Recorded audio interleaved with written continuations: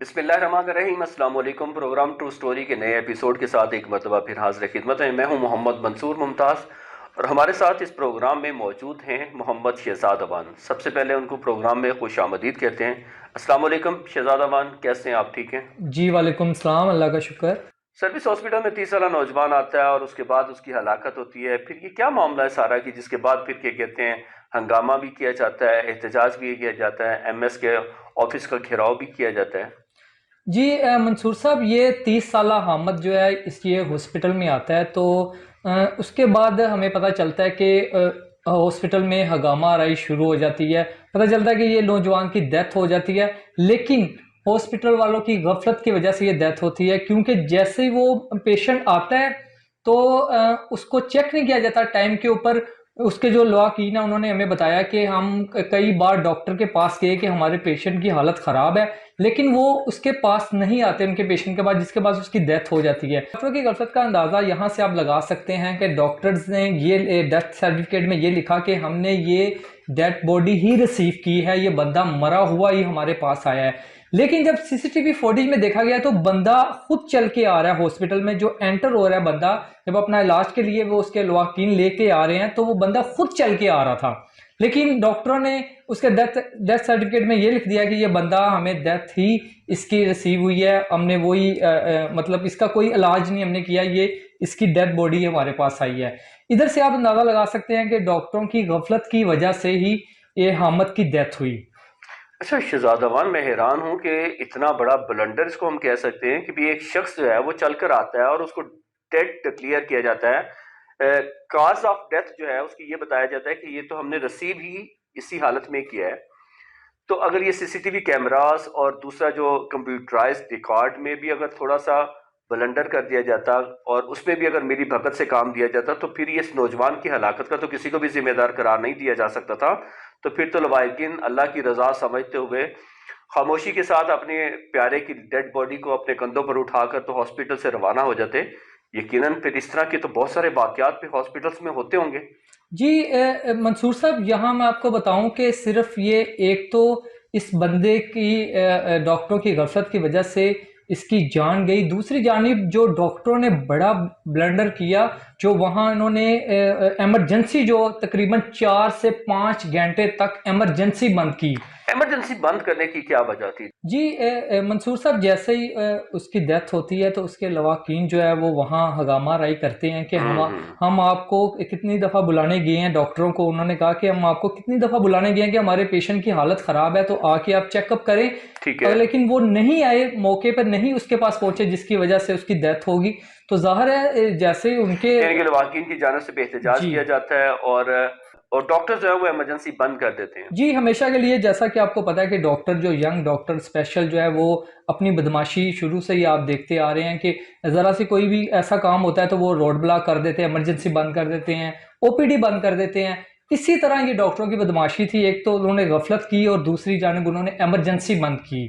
मैं समझता हूँ कि इनके ऊपर एफआईआर होनी चाहिए और इनके ऊपर कानूनी कार्रवाई जो है सख्त से सख्त, इनके ऊपर कानूनी कार्रवाई होनी तो चाहिए। शहजाद, इस वाक़े में किन डॉक्टर्स को जिम्मेदार करार दिया जा रहा है? क्या उनमें से किसी का तयन किया जा सका है? किसी का नाम सामने आया है? जी मंसूर साहब, इसमें डॉक्टर उस्मान हसीब है, डॉक्टर महमूद अल हसन है, डॉक्टर मोहम्मद इमरान है और डॉक्टर सलमान सरवर है। इन चारों डॉक्टरों के खिलाफ कानूनी कार्रवाई करने का सिफारिश की गई है और कानूनी कार्रवाई पीएमसी, सीपीएसपी और यूएचएस जो है ये इनके खिलाफ जो ये कार्रवाई करेंगे। यानी अभी कि तक पाकिस्तान मेडिकल कमीशन और college of physician and surgeons Pakistan और यूनिवर्सिटी ऑफ हेल्थ साइंसेज को सिफारिश की गई है कि इनके खिलाफ कार्रवाई की जाए। जी बिल्कुल, इनके खिलाफ कार्रवाई का हुक्म दिया गया है। अब देखें कि क्या होता है, इनके खिलाफ क्या कानूनी कार्रवाई की जाती है, क्या इनको सजा मिलेगी, क्योंकि अब सब कुछ तो सामने आ गया।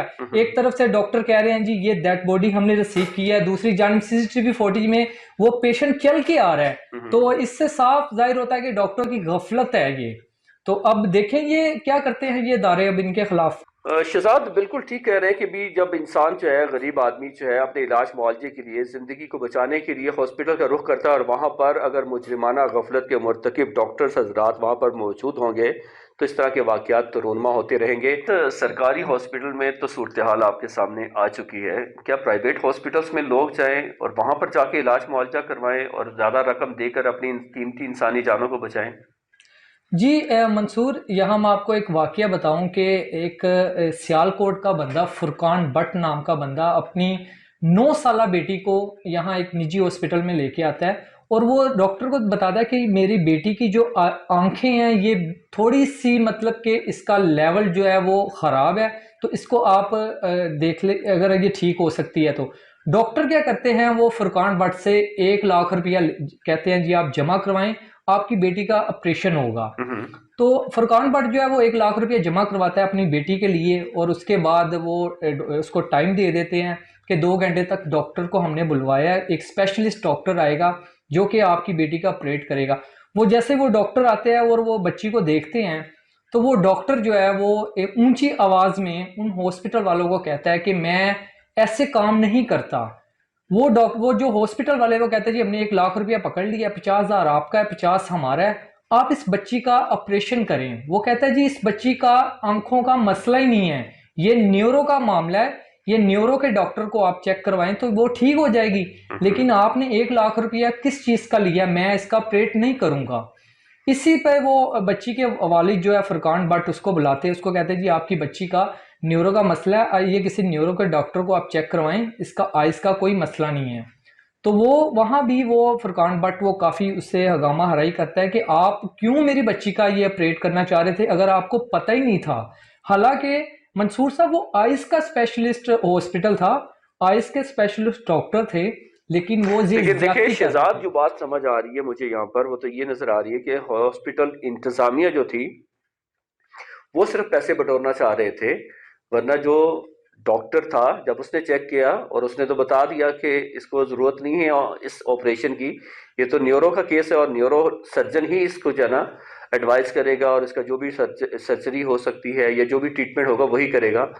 لیکن بات وہی سامنے آ رہی ہے کہ بھی یہاں پر وہ جو انتظامیہ ہے وہ اتنی بے حس ہو چکی ہے کہ اس کو اس بات سے کوئی پرواہ نہیں کہ ہم جو کام کرنے کے لیے معاوضہ لے رہے ہیں اس سے اس بچی کی زندگی پہ کتنے برے اثرات مرتب ہو سکتے ہیں۔ جی منصور، یہاں صرف سرکاری ہاسپٹلوں کا یہ معاملہ نہیں ہے، یہ بلکہ نجی ہاسپٹل جو چھوٹے چھوٹے کلینک ہیں ان کا بھی یہ معاملہ ہے۔ جیسا کہ آپ پیچھے دیکھیں تو بڑے ایسے واقعات ہوتے ہیں کہ ایک جب ڈلیوری کیس کے لیے کوئی عورت کو لے جایا جاتا ہے تو وہ اس کا زبردستی اس کا آپریٹ کیا جاتا ہے صرف 50-60 ہزار لینے کے لیے، چند ٹکوں کے لیے جو ہے چند وہ اپنا ٹکوں کے ضمیر جو لیے۔ ہے وہ فروخت ہاں کر جی، دیتے ہیں۔